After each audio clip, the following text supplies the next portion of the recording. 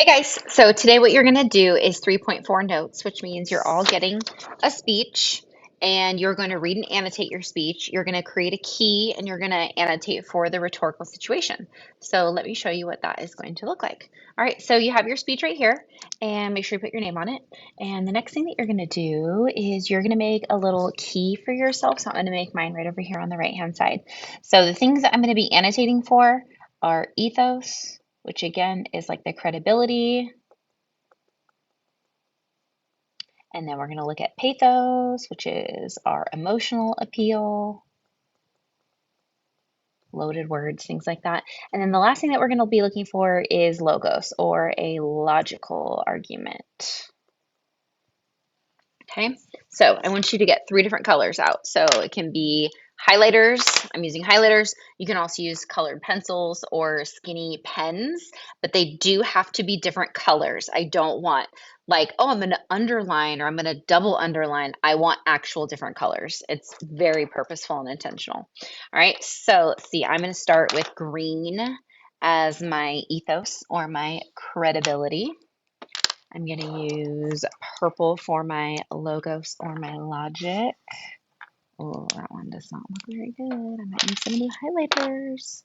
And then my last one I'm going to do is pathos is going to be bright orange. Okay, so have those 3 colors out. Remember, make sure that you remember what they are. The other thing that we're going to do is we are going to be annotating for the rhetorical situation. So I want you to have those notes out from 3.3 or maybe on a sticky note. So let me show you what you could do. Okay, so a couple things that you could do. You could have out your 3.3 practice where you have the rhetorical situation strips with all your answers, and then you can just put your speech right on top of it so you still remember these. Another thing is you could use a sticky note. And so what I did is I just wrote the things on a sticky note and I'm going to leave that on my table. So I remember these are the things that I'm looking for. I'm looking for author, audience, medium, and the structure of the speech.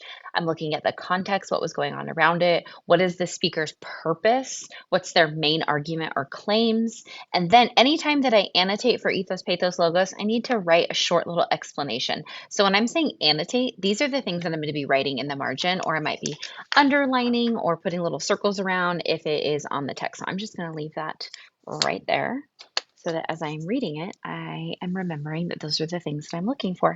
All right, so here I'm going to model how to do the I have a dream. Doesn't quite. Okay, sorry. All right, so we got I Have a Dream by Dr. Martin Luther King Jr. So right here we have the speaker, and it says it was presented in 1963. So this is part of our context. And I want you guys all to make sure that you are reading this gray box because it has very important information that's going to help you with some of the rhetorical situation and also give you clues of things to be looking for in the speech itself. All right, so it says Martin Luther King Jr., this is when he was 1929 to 1968, was an American Baptist minister and an activist who was a leader in the civil rights movement. So I've got all of this information right here, all about our author or our speaker. Since this is a speech, I mean, it was written, but I'm just going to put speaker. You can also put author. He worked to end racial discrimination against African Americans throughout his life. King delivered his iconic I Have a Dream speech to over 250,000 people from the steps of the Lincoln Memorial in Washington, D.C. during the March on Washington for Jobs and Freedoms, August 28th, 1963. All of this right here is giving me context. It is the where and when. We also have information about the audience. Okay, so we've got a little bit of all that. In this speech, King discusses racial inequality in America and his hopes for African American civil rights. So this right here is going to be leading to his purpose, and it's going to clue me in as to what I need to look for his claims or his main argument. So racial inequality in America and hope for African American civil rights. Okay, so I got a lot of information right there in that gray box. All right, and so this is a prompt for like the common lit assignment. For us, whatever this says right here, just ignore it.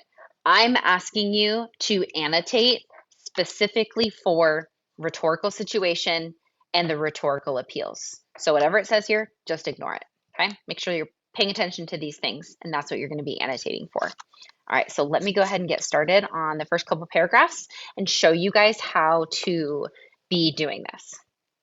All right, so he says, I'm happy to join with you today in what will go down in history as the greatest demonstration for freedom in the history of our nation. Right off the bat, I'm seeing that there's like emotional appeals. So we've got happy, he has also got the greatest demonstration and the idea of freedom, and also the idea of you and us and our. So we've got, what did I say? Oh, I say pathos. So we've got positive emotions. Even though this was a protest, it was a march, it was all positive and peaceful. And then the concept of using our, so using pronouns specifically, he's creating a sense of unity or togetherness.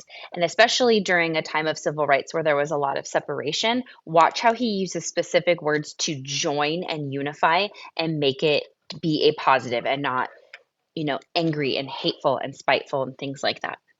Okay. We also have the idea of like the greatest. So we've got like this powerful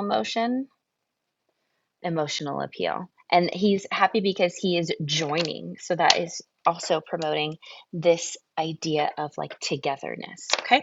So right off the bat, we've got some pathos.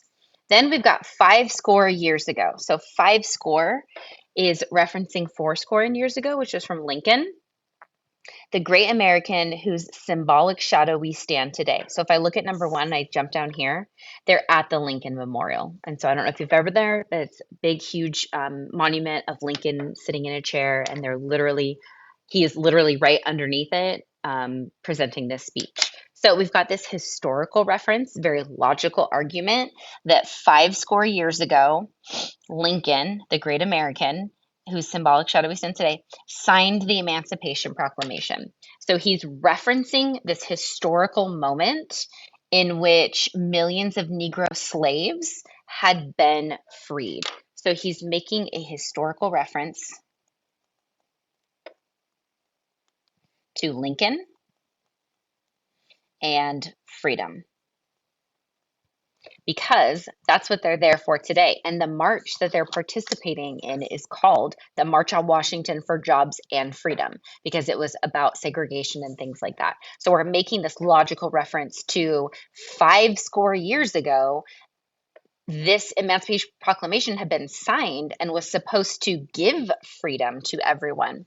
But he's also got a lot of emotion in here too. It says, the decree came as a great beacon of light of hope, for slaves who had been seared in the flames of withering injustice, a joyous daybreak to end the long night of captivity.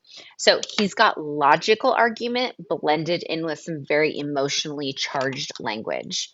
So we've got fact, and then we've got loaded language to appeal to the emotions of the audience. All right. Then he continues, but 100 years later, so again, he's talking again about the Emancipation Proclamation. 100 years later, the Negro is still not free. So I'm going to put that in bold because I know that that's one of his main claims in this. So I'm going to put claim. 100 years later, the Negro is still not free. And then he's going to go in and give us some logic. And just because I've read this many times, I understand that he balances logic with emotion and he blends them together to strengthen his argument. Because if he only did emotion, then his argument wouldn't be strong. If he only did logic, then he wouldn't be pulling in the audience and really making them want to stand up and fight or persevere. All right, so we have 100 years later, okay, that's a fact. The life of the Negro is still sadly crippled by the manacles of segregation. So segregation was just a fact of that time period, and the chains of discrimination. So again, discrimination was a fact that they went through, but calling it chains and crippled and manacles, all referring back to like slavery. 100 years later, the Negro lives on a lonely island of poverty. So the fact that they live in poverty is a fact, but the fact that he calls it a lonely island of poverty, that's appealing to the emotion. In the in the midst of a vast ocean of material prosperity. So like material prosperity, that is common, right? The American dream, everybody's got things that they want if they work hard enough. But this idea that they're left alone in this vast ocean, kind of all alone, and the Negro is still languished in the corners of American society, finds himself in exile in his own land. And we've come here today. So that's, I'm going to actually do ethos because he's talking about like that I'm there too. We've come here today to dramatize the shameful condition. So he's using himself saying we are together, we are here to kind of act out and represent this. So that's pulling in his own credibility, like I'm in here with you guys, I have skin in the game as well. So I'm actually going to use that as part of my ethos. But you're going to see that he's got logic and he's got emotional languages. So here I'm just going to say that he is talking about the challenges that Black citizens face